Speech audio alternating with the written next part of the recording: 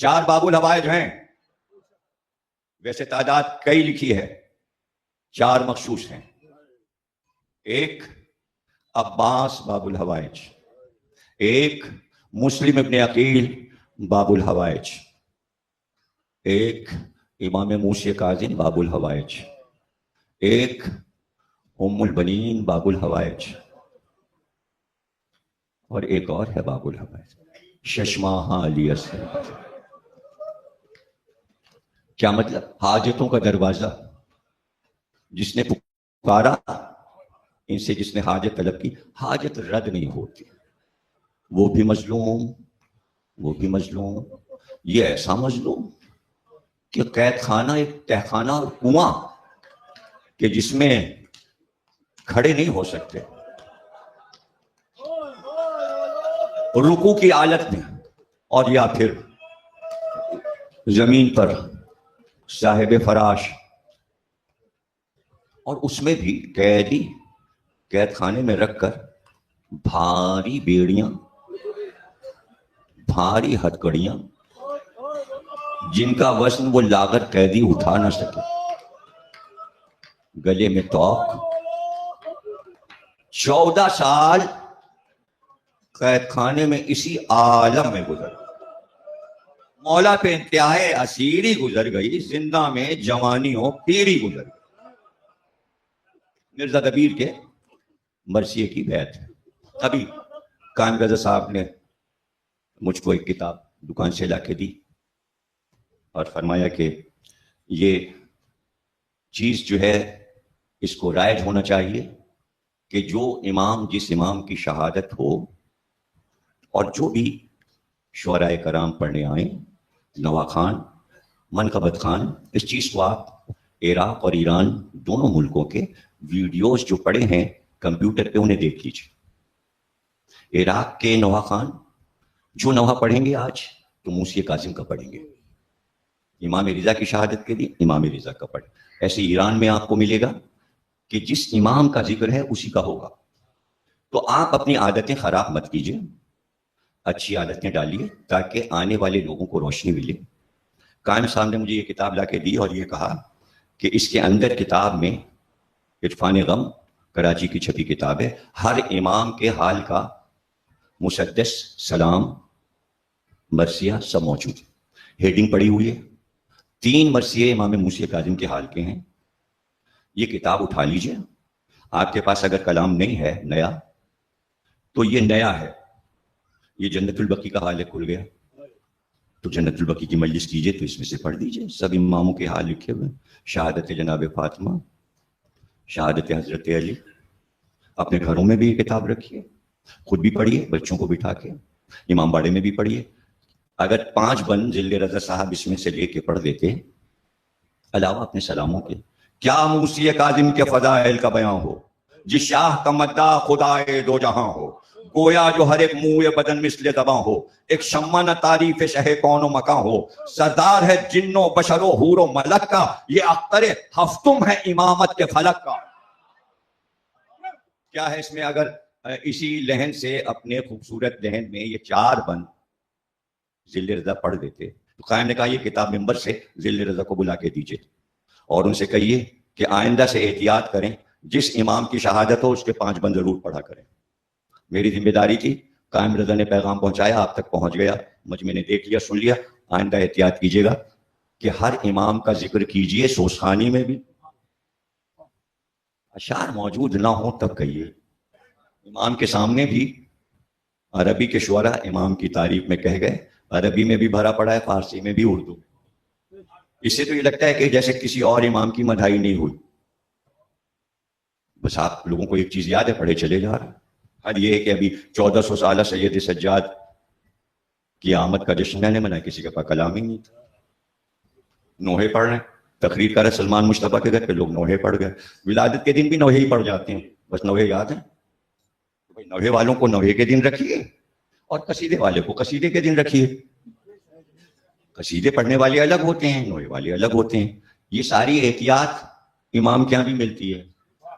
قصیدہ پڑھنے والا دیبل آتا تھا اور مرثیہ پڑھنے والا فرزدق اور ہمیری آتے تھے. محرم کے شعراء اور تھے، اور ولایت علی غدیر کے دن پڑھنے والے شعراء امام کے یہاں اور تھے. اس دن وہی حال پڑھیے، تھوڑی کہ غدیر کے دن بھی فرض دق آئے گا تو مسیح پڑھ دے گا. نہیں، غدیر کے دن غدیر پڑھے گا، ولایت پڑھے گا. ولایت کا پورا قصیدہ موجود ہے، دیبل کا بھی، ہمیری کا بھی، کمیت کا بھی، عربی میں جو امام کے سامنے پڑھا. حد یہ ہے کہ امام رضا علیہ السلام کی جب ایران میں ولی عہدی کا جشن منوایا ہے مامون نے، تو جب دیبل آیا تو اس نے جو مبارکباد دی تو ولایت علی کا قصیدہ پڑھا. اس نے غدیر کا حال پڑھا، پورا قصیدہ میرے پاس موجود ہے، میں ترجمے کے کبھی شائع کروں گا اس کو. تو کہنے کا مطلب یہ کہ ہمیں ہر چیز وقت سے اچھی لگتی ہے، جو نقطہ جہاں کا ہوتا ہے وہیں اچھا لگتا ہے. یہ ایک میسج، ایک پیغام پورے کراچی کے تمام صاحبان بیاس، تمام منقبت خان، تمام شعراء کے لیے کہ اور جو بانیان ہیں وہ بھی احتیاط کریں کہ جب جشن ہو تو قصیدے خوانی. اتنے قصیدے لکھے گئے ہیں، اتنے قصیدے موجود ہیں شاندار، ایک سے ایک مدح کے. دیکھیے سلام الگ ہے، وہ مسالمے میں پڑھا جاتا ہے. مقاصدہ قصیدہ پڑھا جاتا ہے، مقاصدہ قصیدہ، مسالمہ سلام، مشاعرہ غزل، مشاعرے میں غزل، قصیدہ، مسالمے میں سلام. یہ سب الگ الگ چیزیں ہیں، اس لیے ان کو پڑھیے. اور 25 کی تاریخ بہت قدیم زمانے سے، میر انیس کے زمانے سے. خود میر انیس اپنے بانی تھے اور آج کے دن وہ مرثیہ پڑھتے تھے. نیٹ کو کھولیں گے تو آپ دیکھیں گے کہ آج انیس کی وہ 200 سالہ پرانی مجلس آج بھی لکھنؤ میں ہوئی، اور انہی کے خاندان کے ساتھ میں کچھ علی امام گوہر صاحب نے اپنا نو تصنیف مرثیہ میر انیس کے ممبر پہ پڑھا آج لکھنؤ میں.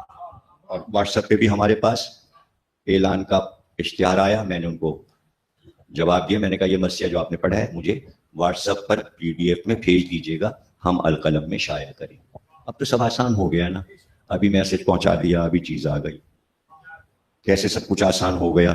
ابھی جہاز پہ بیٹھیے، جہاز نجف پہ، ابھی جہاز پہ بیٹھیے، جہاز کازمین کے پاس اتارے گا. ابھی چلے جائیے، کل صبح چلے جائیے. وہ دور کون سا تھا، ہاتھ کٹتے تھے، پیر کٹتے تھے. زائرین جا رہے ہیں راستہ پوچھتے ہوئے، کبھی بہلول راستہ بتا رہے ہیں، کبھی زید راستہ بتا رہے ہیں. اور قبر حسین پہ زائر کیا کیا مصیبتیں اٹھا کے جا رہا ہے. آج آپ گھر بیٹھے کربلا چینل کھول لیجئے، سامنے حسین کی قبر نظر آ جائے گی. 1400 سال میں کتنی ترقی ہو گئی کہ ہم زائرین کو بھی دیکھ رہے ہیں، قبر کو بھی دیکھ رہے ہیں. اور اگر کسی کو ابھی دیکھنا ہے تو ابھی جا کے رات کو نیٹ پہ دیکھ لے، کیا اجتہام ہے. پتہ ہے کہاں پر ہے اجتہام؟ تقریر ختم ہو گئی، میں چند جملے میں کہوں گا اور اس سے زیادہ نہیں پڑھوں گا. آپ کو پتہ ہے کہاں کا اجتہام نظر آئے گا؟ پتہ ہے؟ ایسا مجمع اگر آپ کو دیکھنا ہے تو نیٹ کھولیے گا تو آپ کو نظر آئے گا بغداد کے پل سے ایک مجمع گزر رہا، اور تابوت لے کر وہ مجمع روضے کی طرف جا رہا ہے. اور کازمین میں داخل ہوگا تو راستہ نہیں ملے گا لوگوں کو جانے کا، لیکن بغداد کے پل سے گزر رہا ہے. یہ بغداد کے دجلہ دریا کے پل سے تابوت کیوں گزر رہا ہے؟ تو رو رو کے ہر عراقی کہے گا تمہیں نہیں معلوم یہ وہی پل ہے جس پہ امام کا جنازہ مزدوروں نے لا کر رکھ دیا. تم خوش رہو، تمہارے گھر آباد رہیں. باب الحوائج کا صدقہ، باب الحوائج کا سایہ تم سب کے سروں پہ سلامتی کا رہے، تمہارے گھر آباد رہیں، تمہارے بچوں کو عمر نوح ملے، نسلوں میں تمہارے ولائے علی جائے.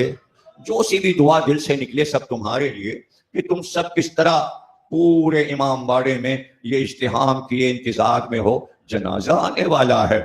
ارے کس کا جنازہ؟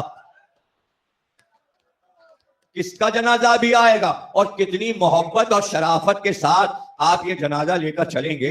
اور آئے اسی لیے ہیں آپ کہ ہم اپنے امام کے جنازے کی شبیہ کو اس طرح شان سے اٹھائیں گے، نہ کہ اصلی جنازہ. اللہ اکبر. 3 راتیں تو تڑپے ہیں، 2 کھجوریں کھائی ہیں جن میں زہر ملا تھا، اور حاکم کھڑے ہو کے کہہ رہا تھا مجمع سے، دیکھو یہ جو تڑپ رہا ہے نا قیدی، یہ اپنی موت سے مر رہا ہے، اسے کوئی نقصان نہیں پہنچایا گیا. تو ایک بار جو حکما آئے تھے انہوں نے دیکھا، انہوں نے کہا ہاں طبعی موت مر رہا. ایک بار ہتھکڑی لگے ہاتھوں کو امام نے ایسے کر کے سامنے کیا، جیسے ہی سامنے کیا دونوں ہاتھ سبز ہو گئے تھے. امام نے فرما دیا تھا اپنے دربان سے کہ میرے ہاتھ زہر کے اثر سے سبز ہو جائیں گے. بس جیسے ہی حکما نے دیکھا چلا کے کہا نہیں نہیں طبعی موت نہیں ہے, اسے تو زہر دیا گیا. قیدی کو زہر دیا گیا ہے, اور زہر ایسا ہے کہ مرتے مرتے اس کا جسم بھی سبز ہو جائے گا. پورا جسم سبز ہو گیا. اسی لیے تابوت سبز پوشش کے ساتھ نکلتا ہے. لیکن سبز پوشش تو تابوت میں ہوتی ہے, لیکن ایک اور چیز نظر آئے گی, وہ تابوت میں ہتھکڑیاں بیڑیاں بھی نظر آتی. یہ کسی قیدی کا تابوت ہے, یہ کسی قیدی کا تابوت ہے. اللہ اللہ, کس طرح قتل کرنے کی کوشش کی گئی. حبشیوں کو بلایا گیا, شراب پلائی گئی, اور ان سے کہا گیا جنگل کے رہنے والوں اس چادر پہ تلوار چلاؤ. جب وہ عادی ہو گئے چادر پہ تلوار چلانے کے, تو شراب پلا کر انہیں قید خانے میں بھیجا گیا. ان کی عادت ہو گئی تھی کہ سفید چادر دیکھی اور اس پہ تلواریں چلانے لگے. قید خانے میں آئے, دیکھا ایک سفید چادر پڑی تھی. وہ سارے حبشیوں نے تلوار نکالی اور چاہتے تھے کہ تلوار چلائیں. ایک بار قیدی نے ہتھکڑی لگے ہاتھوں سے چہرے سے چادر ہٹائی. جیسے ہی چادر ہٹائی, حبشیوں نے چہرہ دیکھا اور چیختے ہوئے بھاگے اور بھاگنا شروع کیا اور شہر سے باہر بھاگتے چلے گئے. ہارون نے اپنے سپاہیوں کو بھیجا کہ پکڑ کے لاؤ ان کو. پکڑ کے لایا گیا اور کہا گیا تم بھاگے کیوں, تم نے تلوار چادر پہ کیوں نہیں چلائی؟ کہا ہم تو چادر سمجھے تھے, ہم تو تلوار چلا رہے تھے, لیکن چادر کے نیچے کوئی اور تھا. اس نے اپنے چہرے سے چادر ہٹا دی, ہم اسے پہچان گئے, ہم ڈر کے مارے بھاگے کہ ہم کہاں آ گئے.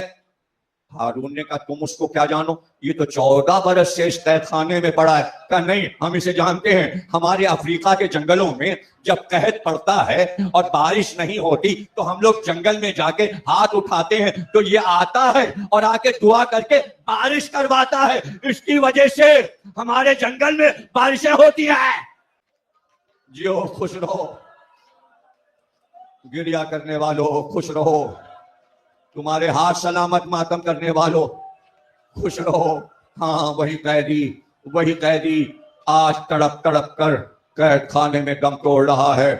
جب روح پرواز کر چکی تو ہارون نے 4 بازار کے مزدور بلوائے اور بلوا کر کہا ان سے کہ ایک لاش پڑی ہے, اس کو کمبل میں لپیٹ کر لے جاؤ, اٹھا کر لاش اٹھا کر وہ جو پل پڑا ہوا ہے وہاں دجلہ کے سناٹے میں اس کے اوپر پھینک دو, اور پکارتے ہوئے راستے میں بازار میں جانا, رافضیوں کے امام کا جنازہ دیکھ لو, رافضیوں کے امام کا جنازہ دیکھ لو. کسی کی ہمت نہیں تھی کہ دکان سے اٹھ کر جنازے میں شریک ہوتا. جنازہ وہاں ڈال دیا گیا, جنازہ وہاں پر رکھ دیا گیا.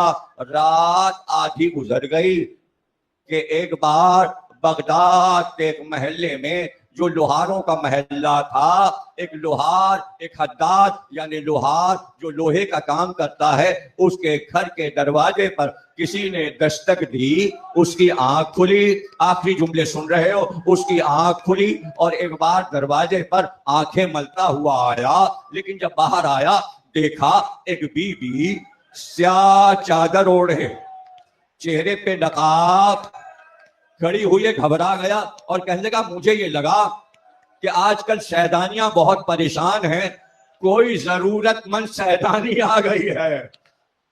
نہیں حداد تیرے دروازے پہ سیدہ نساء العالمین آئی ہے.